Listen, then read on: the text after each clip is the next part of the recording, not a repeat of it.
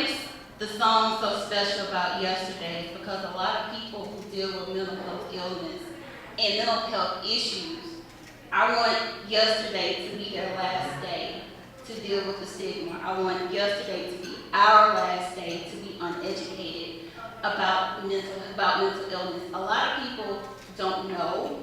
A lot of people don't want to know because of the unknown. So today, if you're one of those people, I want yesterday to be your last day to be there. Okay? Now, if you guys have never been to one of my events, I'm going to let you know, for one, it's never boring.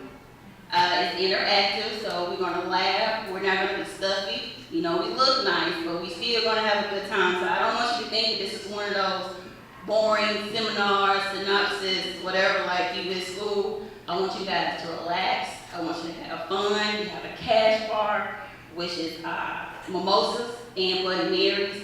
Also, if you guys were here last year, I broke down and cried. There's a bet going on that I will not cry. And there's also a pool going around of what time I will cry. So anyway, we're going to go ahead and proceed with the brunch. And I didn't write introductions because everybody that's a part of it plays a very special part in the growth of me being in this field. The first person that I want to bring up, I actually had the opportunity to work with her when I worked with Transformation Center. I worked there for a brief moment, but I learned a lot from the place and I learned a lot from her. And what's so funny, I actually found her by mistake. I was at the office where I work at, and I was being nosy, and I saw a folder of Fairhaven Treatment Center. I was like, oh, let me find these people, because I need some speakers. And so I looked, I said, Terry? I know Terry. I said, I wonder if she don't remember me. So then I called, and I talked to the co-founder, and we're going back and forth, and came to find out I knew the co-founder, which is her husband. And I said, I remember you. I did such and such and such and such. And I felt so much better knowing that they will be a part of it, and she's here to speak to us about mental health. So I want to introduce you guys to Terry Harshman McCain.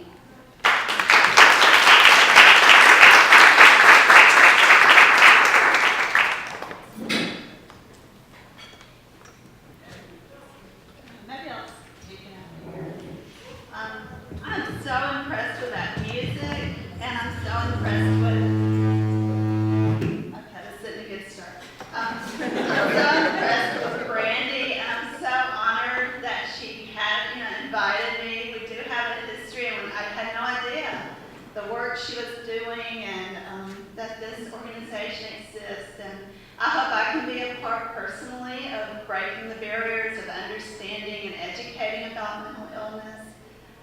It's a holiday weekend. I'm really impressed that this room is full. It's awesome.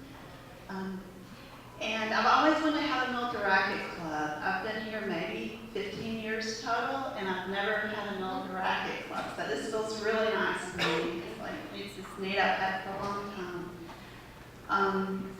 My husband, the co-founder of Fairhaven, saved you. I had like a speech prepared that had a lot of bullet points, and he basically said, you're not going to do that on the way over here.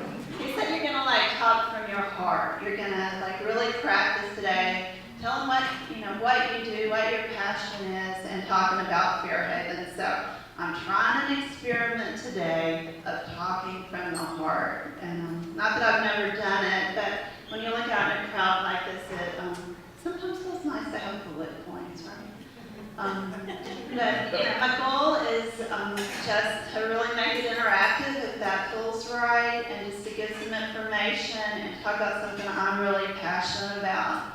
I'm going to ask a question. I probably know the answer, but I'm wondering about awareness. Do any of you know anybody who's ever suffered from an eating disorder?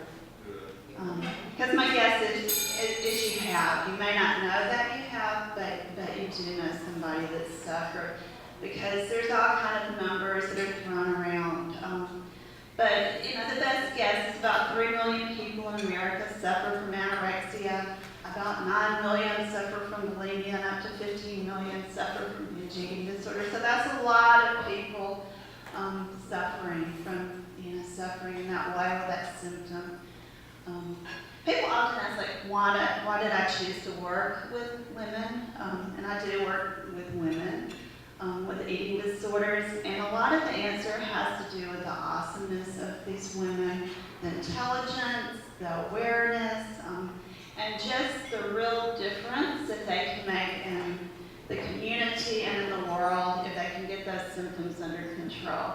So it's like an awesome, awesome population. And I was just, throughout my career, kept being thrown into the path of working with women with eating disorders. And when Brandy knew me at Transformation Center, I had been hired to work in their adolescent program, but somehow my gifts and talents really aligned more with working with eating disorders. So now that's pretty much what I do exclusively. People, wonder why people get eating disorders, and that's like, that's so complex. But I would say they're biological, they're psychological, and there's social reasons that kind of a perfect storm a lot of times of why people end up suffering with an eating disorder. And when you talk about the biology of the matter, you could be talking about genetics. I mean, people with an eating disorder, it kind of runs in families. There's a lot of hard evidence that, at least for some presentations of an eating disorder, that there's a genetic component. There's personality, certain personalities, like that perfectionist tends to be there's personality characteristics that tend to make you kind of predisposed to an eating disorder. And it's really complicated, but perfectionism, kind of an obsessive compulsive style, and goodness knows I have one. I'm not judging, I was talking about my bullet points. But there's a certain personality that tends to manifest with eating disorder symptoms. And then we all live in a culture where there's a perfect size and a perfect weight, and we're, just the images that come through, and they come through to us as adult women, they come through to young women. My early research in this field was with the children.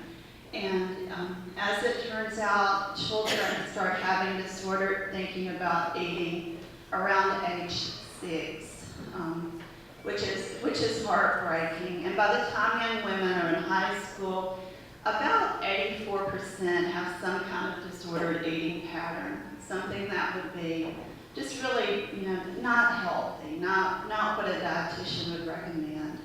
And early intervention really is key for this disorder, and because you can stop, the trajectory, you can stop kind of the downward spiral. If you can do early intervention. So Fairhaven and that, to help with that, we're doing an adolescent summer program, just trying to really catch disordered eating before it turns into a full-blown eating disorder, because prevention really is the best strategy in every way. I'm trying to think of things I just want you to know, as far as treatment. I would want you to know, like when you left today, that it's really, really hard for a single person to treat an eating disorder. And as an outpatient therapist, it was very frustrating because you need a dietitian, and you need a therapist, and you need a medical doctor. And you don't just need any medical doctor, you need a medical doctor who understands that it's not okay to have a BMI of 17.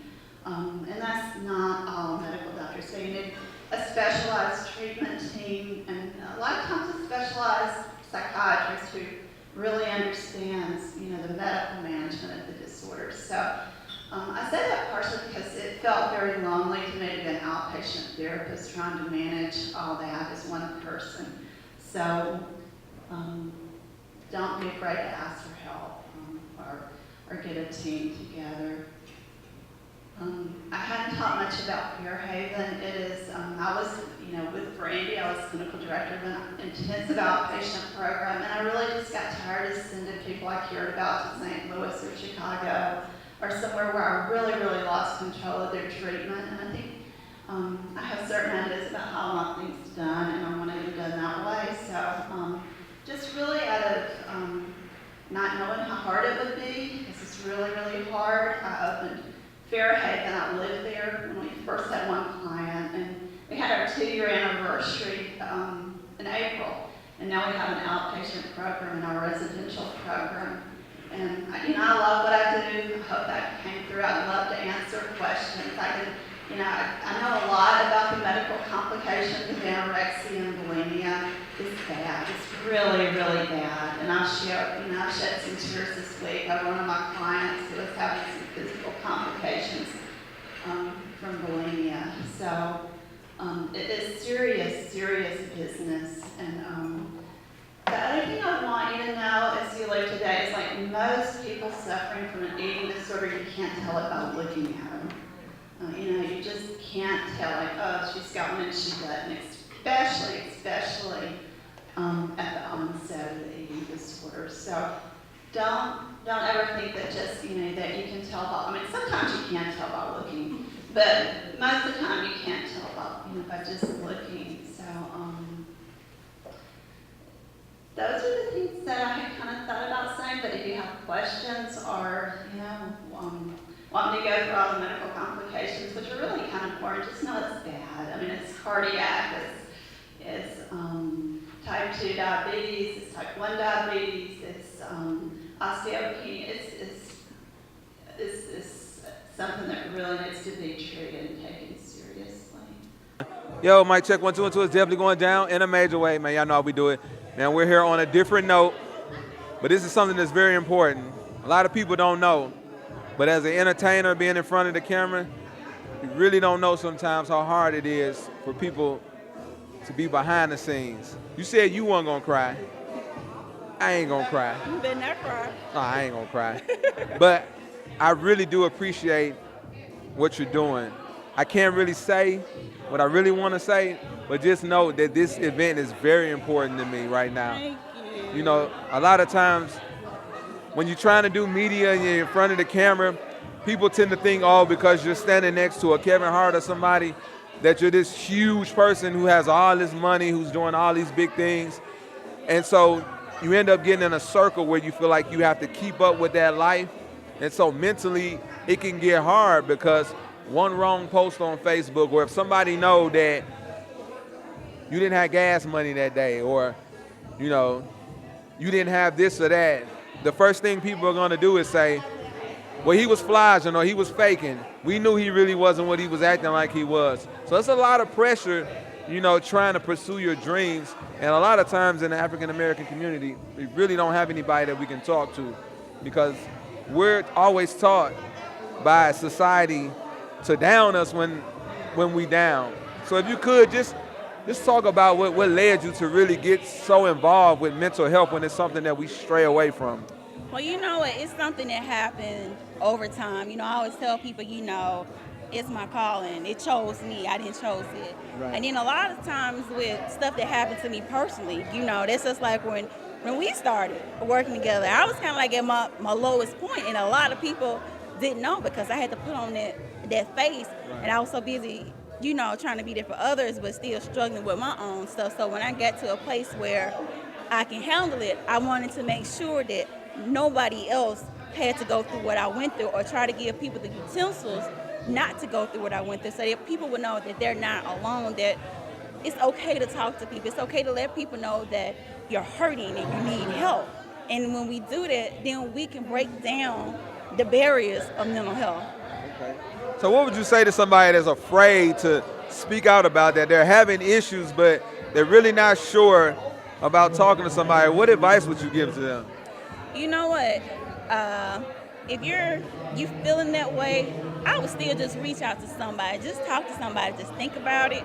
Everybody, just because you go to counseling doesn't mean you're crazy. And you don't have to go through it every day. You can go one time, and it might be just a certain situation that you just need guidance on. But don't keep it inside, because when you keep it inside, and that's when the situation snowballs and gets bigger and bigger and bigger till it explodes. And I'm not saying it's too late, but it's kind of harder to deal with. Okay.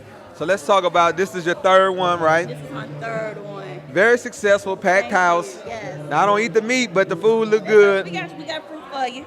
We got fruit for you. I ain't gonna lie, I was having a mental attack in my head with them biscuits. I'm a bread lover, so. But anyway, I do want to congratulate you on this. You know, anytime, I'm always for the for us, by us concept. Yeah. Anytime we are able to come together and do something, it's definitely something that I hold dear to my heart. Don't give all the secrets away, but just talk about like being able to get sponsorship, you know, being able to get such an exclusive and prestigious event to have this at. Talk about some of the hard work that goes behind doing something like this. You know what? It took a lot of blood, sweat, and tears. It takes dedication. It takes just passion about it. And so many people saw the passion that they came to me. Right. You know, some people didn't even know me. And these people want to sponsor next year. Wow. Like it's already set for next year. Wow. You know, we got to get a bigger room. We are really going to sponsor. It's people want to be a part of it. Right. And I'm so thankful. And it comes with sowing that seed. Right. Well, like all states say, you in good hands. So you definitely are in good hands with this event. And I want to encourage, especially the young people out there. You know, when we were growing up, we didn't have Instagram and Twitter and all of that. Our bully came to see us at school, and we probably didn't see him until the next day. But now the bully can call you on Instagram, Facebook. He can really get at you. And it's a lot more pressure now, you know.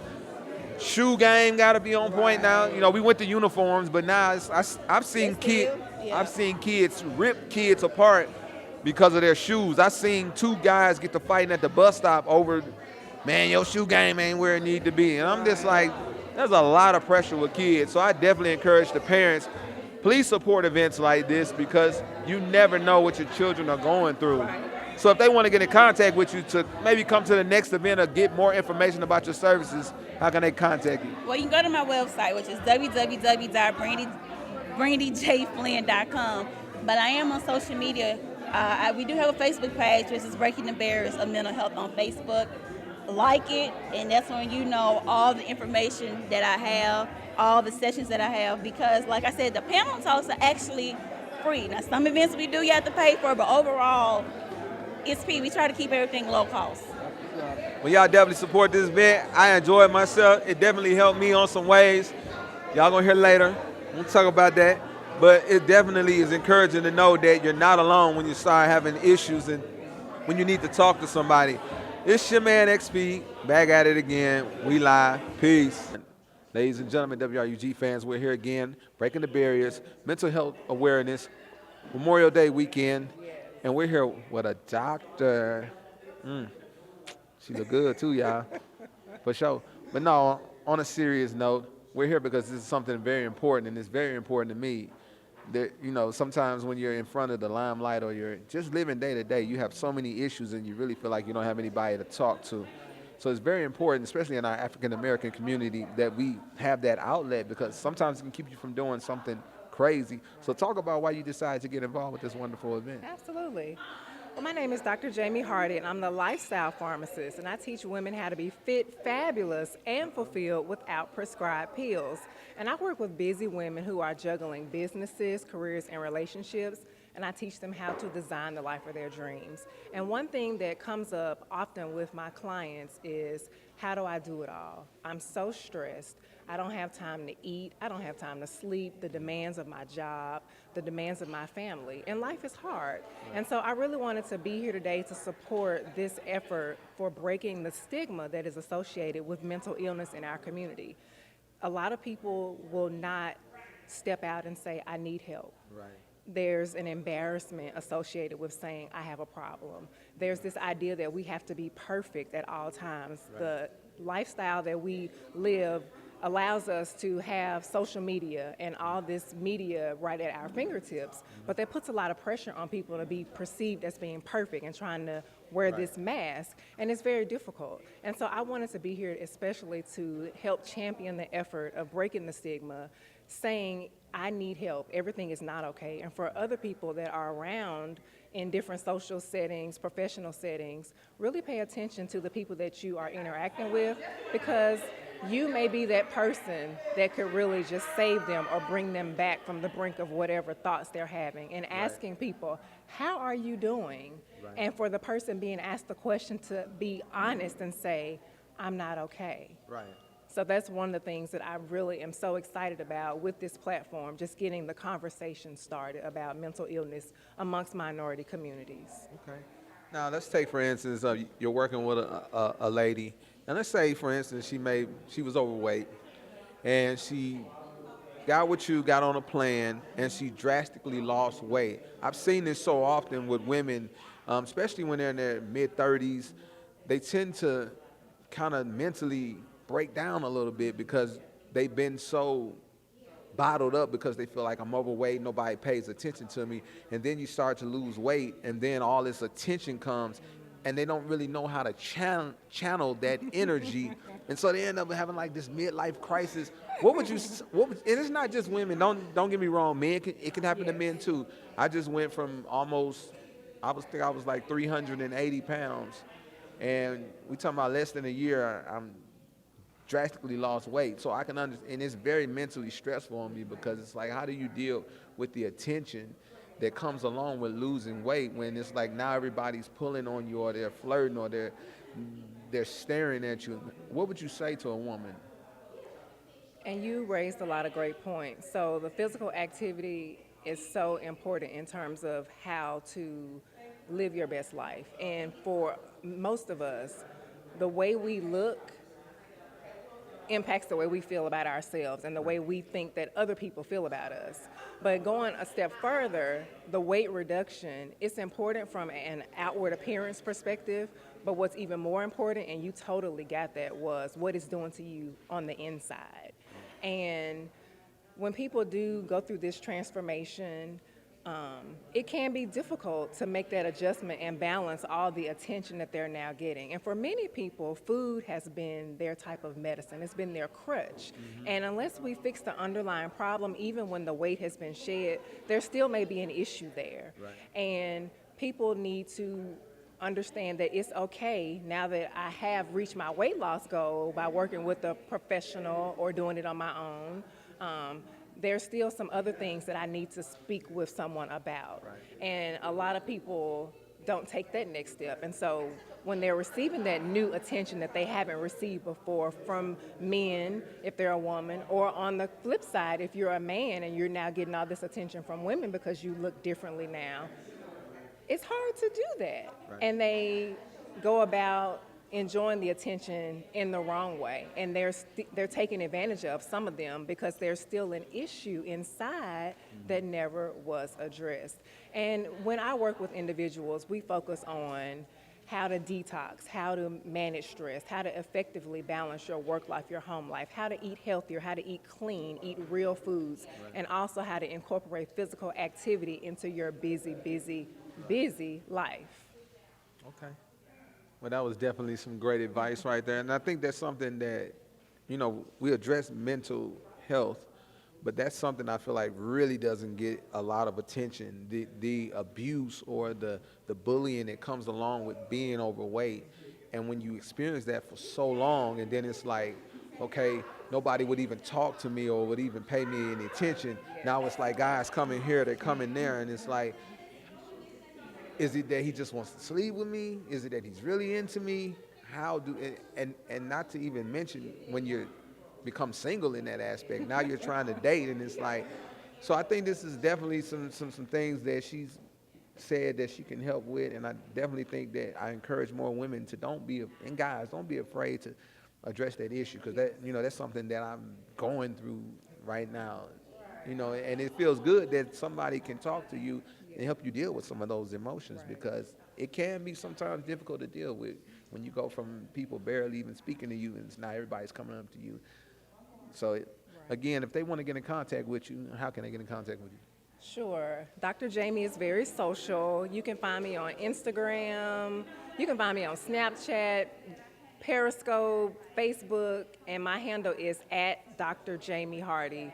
DrJamieHardy. And I also have a website. It's drjamiehardy.com. And on my website, I'm giving away something that's a special gift. I have an ebook out there. And it walks you through 26 ways to eat clean and stay lean. So it's focusing on the principles of clean eating. It's a good read. You can go to the website and download it and start using those actionable tips today. Most definitely. Y'all go read that ebook. You know, I've been clean eating for about 4 years. Been vegan. I know everybody ain't gonna go vegan, but you definitely need do your body some justice and clean up for just a small amount of time. You'll feel a whole lot better. So definitely, y'all check her out. Man, this has been a great interview, very informative. You know, I don't interview unless I think it's gonna be good. So this was definitely a great interview. Peace, y'all. Yo, check 1 2 1 2, man. We here, man, with a good friend of mine, Black Media Unite, as always, man. Mr. Burnell Smith, man, President, CEO of the new Tri-State Defender. You know what I'm saying? Not just doing newspaper, but digital media, the YouTube shows, the whole nine. Explain why you decided, because you've been coming to all of them, you've been giving back in such a major way, but talk about how important it is for our people to be able to express themselves non-biased, where they can just talk to somebody. Right, you know, when you look at our community, and you know, my daughter expressed it very well about how a lot of times our community, we internalize our emotional issues and some of the issues as a stigma behind mental health issues and mental challenges. And so a platform like this, we've sponsored, we've supported, we've promoted, that Brandy Flynn is doing is so important to really allow us to first start having a conversation in the Black community about mental issues and mental illness. And so for us, you know, we want to be a part of promoting that and allowing our community to feel comfortable first just having a conversation. And then once we get into the conversation, then we can start dealing with some of the solutions. But first it starts with let's understand we got some issues, some challenges that we've got to deal with. Let's put it on the table. You know, one thing I always talk about with Black media, the pressure that's behind Black media. You know, a lot of times we get kind of looked over with those advertising dollars, but yet they still expect us to live up to what we do, because sometimes the brand can actually be bigger than what we are. You know, when they see us interviewing Farrakhan or Kevin Hart, they automatically assume, oh, these guys are big and they got big dollars. But the truth behind it is every penny counts with Black media. And I remember times where people tried to like tear me down on social media. And I'm like, if you only knew the truth, it's not me being funny or green. It's like we have a $50,000+ annual budget that we have to do just to operate. And if ad dollars ain't coming in, it's like you have to hustle. You gotta hustle, you gotta grind, you gotta make it work. And so there is pressure because people expect us to deliver great content. They expect us to interview great people and bring great news and information and entertainment. But they don't understand that if you're not supporting us with your dollars, if you're not advertising Areela Sanders, advertising his business, Allstate, and sponsoring events and sponsoring some of the things we do, those kinds of people in the community that have the dollars and the wherewithal to support media outlets like ours, our voices can never grow. They can never expand. Or we continue to struggle to do it when we should be thriving and doing it. We should be competing with the big boys, if you will. We should be competing with the commercial appeals of the world. We should be competing with the Fox 13s of the world, you know, or even the iHeartMedias of the world. We can compete with those folks. We have to, in our community, realize that if we want greater, we have to support greater. If we want greater, we got to support greater, and that's really a part of this, because there's so many things that we do. You and I see each other at so many events where we're supporting and advancing our people that are doing good things. Well, it is time for our community to step up and say, you know what, we want more of that, and we're going to invest our dollars to make sure that we can get more of it. Right. Exactly, man. Y'all heard it right here. You know, one thing I always tell people, when you go anywhere around the world and you say you're from Memphis, you get so much love. People love Memphis. I think it's time Memphis understands that they need to reciprocate that same love. Show some love. Yeah. Show some love. It's time to show love. We're going to continue to do what we do. Matter of fact, I was just thinking, really, we need to do more collaboration. I really want to use our platforms to bring more attention to the content that WRUG is generating on a regular basis. I think we can really collaborate more. You're generating great content. We're delivering and generating great content. We need to aggregate that, put it together, and make sure that the entire community is seeing us working together, seeing us collaborate, and being able to access that content at tsdmemphis.com or through our email database or some of the other things we're doing. So we need to work on that and make sure that the Memphis, the Mid-South, and the world see us collaborating on that level. I'm gonna go and put it out there. You know, I've been cooking up something that I'm trying to get all black media together. Right. There's a guy that just went on Shark Tank. He made $600,000 off YouTube last year. One person. Wow. One person. I got the plug. Right. I know how to do it. Right. It's time for us to come together. Let's make it happen. Let's do it. That's it. Peace. Keep talking my numbers. Yeah. Yo, check 1, 2, 2, 3, 3, 4. I just came from the old school 90s party last night, but we here on a different note. But we here at something that's very important. It's mental health awareness. And so, talking to a lady who's well known around the city. Y'all know her from Love Nightclub, turned up every Monday night. I had a chance to check out the bands, the whole atmosphere. Got that Miami feel. Oh wow. Yes, sir. You know, I'm all about Miami. I'm from the D, but I love Miami. I love LA. Love New York, and it definitely brings that vibe here. So talk about why you decided to get involved with mental health awareness when it's something that we kind of stray away in the African American community. Simply because it is so much going on in our community. I see a lot of it when it comes into the lounge or to the clubs. You know, a lot of people go to the bar, they drink, and it's like a lot of alcoholism, a lot of drug use. I see it. And therefore, because I used to be that person, you know, I went through depression when I was going through my divorce, and I visit the bar every day. Right. And that was my outlet. And so therefore, after I've come out of that situation, now that I see a lot of that, I'm able to recognize it, and I go and I try to help. So therefore, I think that's my purpose, to be like, hey, how you doing? You okay? Glad you're here. Because again, a lot of people come to the club or the lounge just to release and get away from the troubles of the world just by releasing it through music. You know what I mean? So I'm just glad to be that person to help and say, hey, how you doing? Glad you're here. I understand. So you being a promoter, a manager, now I've done a few things in my life. I ain't trying to brag or nothing, but I think I need some good management, some good representation. Okay. You know, I done been on some things, some TV shows and stuff. So if somebody's trying to get management, because I've seen your work and I know you can do what you got to do. Okay. I'm saying it for everybody else, but I'm really saying it for myself. I'm going to be selfish on this one right here. So how can I/they get in contact with you if they're trying to get that good representation? Now, you can always reach me on my cellular device. It's 901-356-3566 if you are interested. And you have to be serious about it, because I'm very serious about what I do, especially with promoting and especially with management. You know, you can call me anytime. Now, my email address also, if you want to send me some information, show me some snippets of you singing or being a musician, it's shampton333@yahoo.com. And you know, you can always find me at Love Lounge. Well, y'all heard it right there. We about to get these checks together, you know, so BET, y'all get ready. This time when y'all see me, I don't have to cut the check, because I got a new manager. See, I done already claimed it. She don't know.